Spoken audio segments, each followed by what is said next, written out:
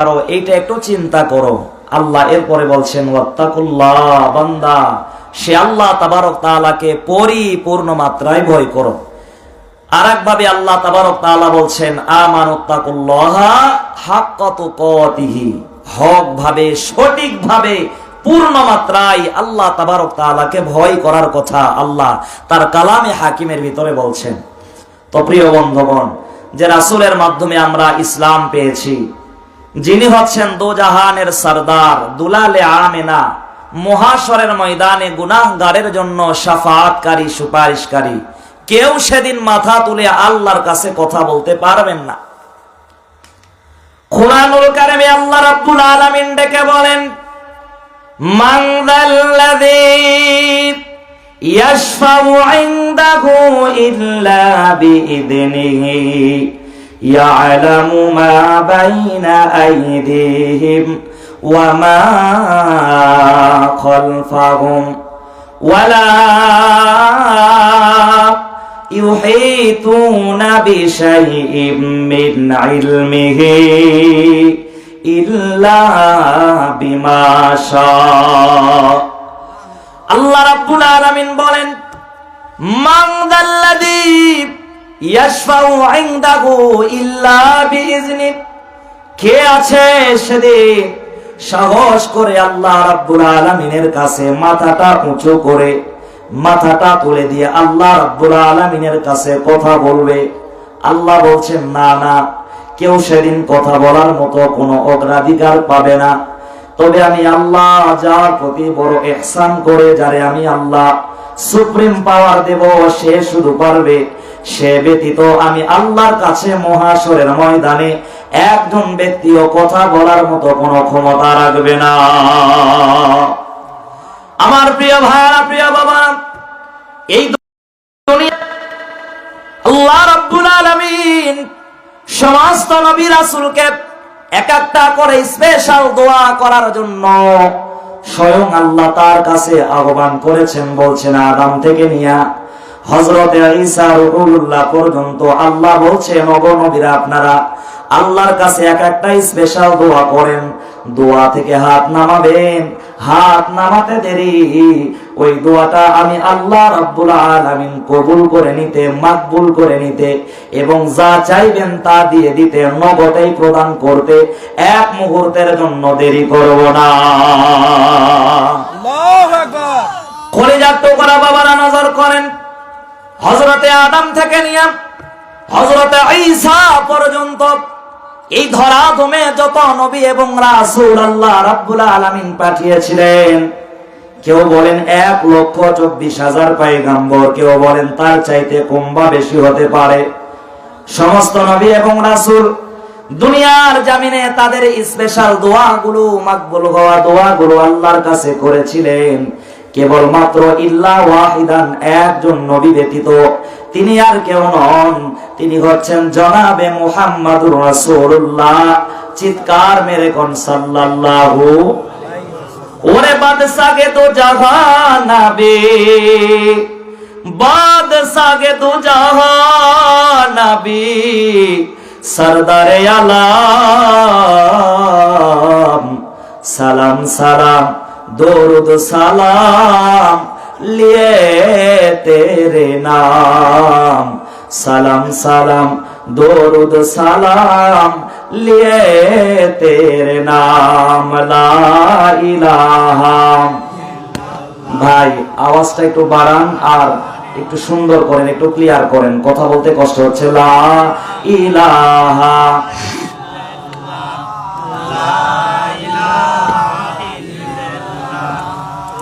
সুবহানাল্লাহ।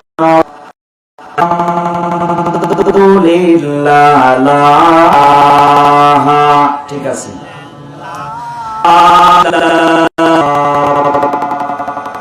ইল্লাল্লাহু মুহাম্মাদুর রাসূলুল্লাহ। জবান ছেড়ে দিয়ে বলছি সাল্লাল্লাহু। তাইলে সমস্ত নবীরা দুনিয়াতে দোয়া করলেন, আল্লাহ তাদের বেনিফিট ও নগদেই দিলেন। কেবলমাত্র একজন পয়গম্বর, তিনি হচ্ছেন আমাদের নবী। আমার প্রিয় ভাইরা, প্রিয় বাবারা, মুহাশরের ময়দানে আমার আপনার নবী দু জাহানের সরদার দুলালে আমেনা আল্লাহ রাব্বুল আলামিন একমাত্র তারে ডেকে বলবেন, ওগো পয়গম্বর, আজ আপনারে আমি আপনার উম্মতের জন্য সুপারিশ করার সুপ্রিম পাওয়ার দিয়ে দিলাম। মুহাশরের ময়দানে আল্লাহর পয়গম্বরকে মহান রব্বুল আলামিন তিনটা নিয়ামতের দাবিদার এবং হকদার বানায় দিবেন। এক নম্বরে আল্লাহ রাব্বুল আলামিন তারে সুপারিশ করার জন্য সুপ্রিম পাওয়ার দিবেন। তিনি হবেন মহাশরের ময়দানে একমাত্র আল্লাহর কাছে শাফাআতকারী এবং সুপারিশকারী। দুই নম্বরে নবী দু আলমকে আল্লাহ রাব্বুল আলামিন মাকামে মাহমুদ দান করবেন। এটার অর্থ হলো প্রশংসিত স্থান। আমরা আজান দেওয়ার পরে যে দোয়াটা পাঠ করি, মাকামাম মাহমুদানিল্লাযী ওয়া'তা, জোরে বলেন পাঠ করি কি করি না? আমরা বলি, ওগো আল্লাহ, জনাবে মুহাম্মদুর রাসূলুল্লাহ সাল্লাল্লাহু আলাইহি ওয়াসাল্লামকে আপনি জান্নাতের সর্বোচ্চ প্রশংসিত জায়গায় আপনি তারে দিয়ে দেন। আল্লাহ পাক কিয়ামতের ময়দানে দুই নাম্বার বেনিফিট নিয়ামত রাসূলকে যেটা দিবেন, এটি হচ্ছে রাসূল আকরামকে আল্লাহ মাকামে মাহমুদ দান করবেন। খুশি হয় কোন মারহাবা? কথা কয় না জোরে কোন মারহাবা? তিন নাম্বারে নবী দু আলমকে আমার আপনার আল্লাহ রাব্বুল আলামিন এক দুইটা জান্নাত নয়, 8 জান্নাতের হকদার শুধু বানাবেন না, আল্লাহর পয়গম্বরকে দুনিয়াতে কাউসারের মালিকের আল্লাহ রাব্বুল আলামিন অর্ডার এবং ঘোষণা দিয়েছেন, এই কাউসারের মালিক মুহাশরের ময়দানে আল্লাহ তার প্রিয়ারা হাবিবকে দান করবেন এবং মালিক বানায় দিবেন। বলবেন, নবীরে, ওই যে কাউসারের মালিক আপনারে বানায় দিলাম, যান যান আপনার উম্মতের মাঝখান থেকে বাছাই করে যারে খুশি আপনি কাউসার থেকে এক পেয়ালা পানি পান করায়া এরপরে ওই পান করা কাউসার পান করা আপনার উম্মতদেরকে দল সগনিয়া ওই আল্লাহর জান্নাত পর্যন্ত চলে যায়। আমার প্রিয় ভাইরা, প্রিয় বাবা, নবী দু আলম মুহাশরের ময়দানে আল্লাহ রাব্বুল আলামিনের কাছে সুপারিশের সুপ্রিম পাওয়ার পাওয়ার পরে সেজদার ভিতরে লুটে পড়ে কাঁদে, ডেকে ডেকে বলছেন, ওগো আল্লাহ, দুনিয়াতে যে আপনি আমারে একটা স্পেশাল দোয়া করার হুকুম দিয়েছিলেন, আহ্বান করে বলছিলেন, নবী, অন্যান্য নবীদের মতো আপনিও দুনিয়াতে দোয়া করেন। অন্যান্য পয়গম্বরেরা দুনিয়ার জমিনে তারা কেউ নিজের জন্য, কেউ তাদের উম্মতের জন্য, কেউ সন্তানের জন্য, কেউ তার অধীনস্থ পরিবারের মানুষদের জন্য দোয়া করেছিলেন। কিন্তু নবী দু আলম মুহাশরের ময়দানে বলবেন, ওগো আল্লাহ, দুনিয়ার স্পেশাল দোয়া দুনিয়াতে করি নাই, জমা করে রেখেছি। আজ বিভীষিকাময় দিনে আমি নবীর জন্য দোয়া চাইব না, আমি নবীর পরিবারের কারোর জন্য দোয়া চাইব না।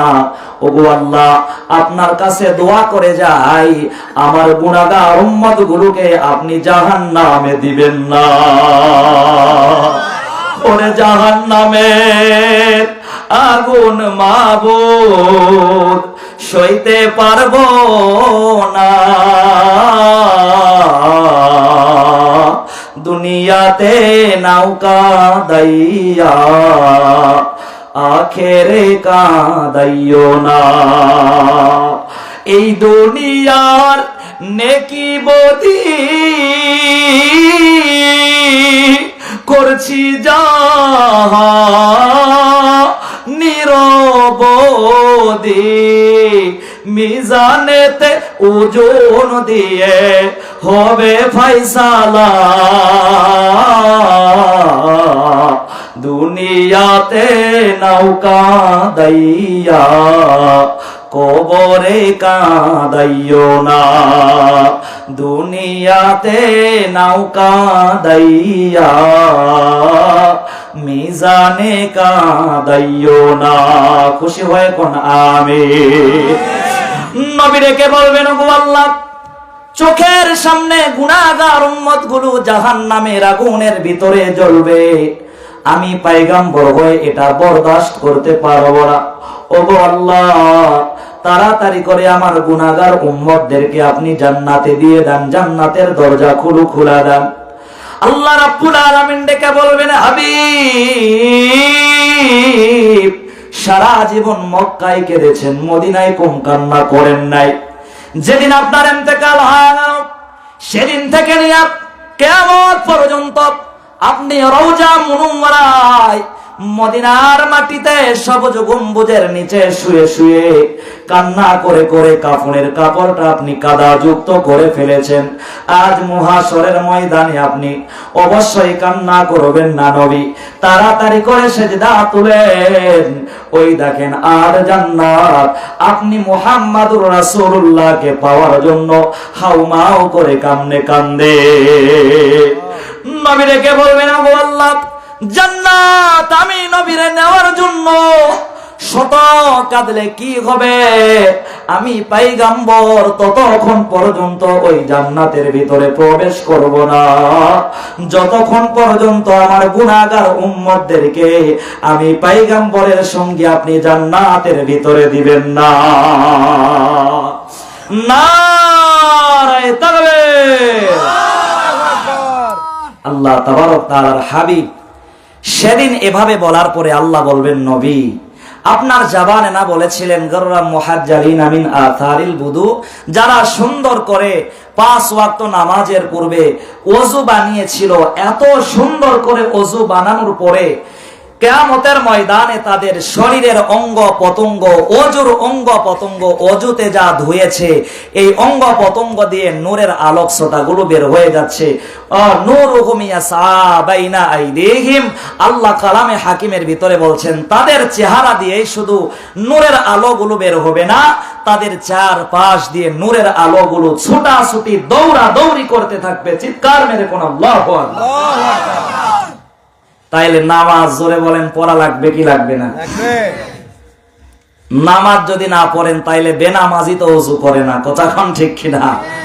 যারা সুন্দর করে নামাজ পড়েছে এবং নামাজের পূর্বে ওযু বানিয়েছে, আল্লাহর পয়গম্বর বলেন ওযুর অঙ্গ পতঙ্গের নূরের আলো দেখে দেখে এবং তাদের চেহারার আলোগুলো দেখে দেখে আমি পয়গম্বর তাদের হাত ধরে আগে হাউস থেকে পানি পান করায়া দেব, এরপরে তাদেরকে পরিতৃপ্ত করব, পিপাসা জম্মের মতো মিটায়া দিয়া ওই সমস্ত নামাজি ব্যক্তিদেরকে টেনে নিয়া আমি পয়গম্বর আল্লাহর জান্নাতের ভিতরে চলে যাব। চিৎকার মেরে কোন সুবহানাল্লাহ।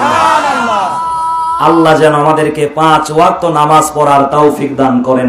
খুশি হয়ে কোন আমিন। 5 ওয়াক্ত নামাজ পড়ার দরকার জোরে কোন আছে না নাই? কিছু কিছু ভণ্ড পীর আমাদের বাংলাদেশে আবির্ভাব হয়েছে, কই নামাজ রোজা কিছুই লাগে না, এমন পীর আমাদের বাংলাদেশে জোরে কোন আছে না নাই?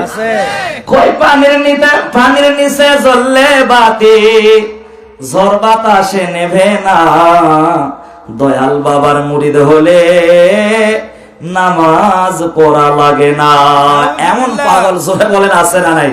আচ্ছা, পানির নিচে কি বাতি জ্বালানো সম্ভব? কথা কয় না। আরে একটু বাতাস হলেই তো বাতি নিভে যায়, আর পানির তলে নাকি এ বেটা বাতি জ্বালাবে, এটা কি বিশ্বাস করা যায়? কথা কয় না, জোরে বলেন ঠিক কিনা? খুশি হয় কোন মারহাবা।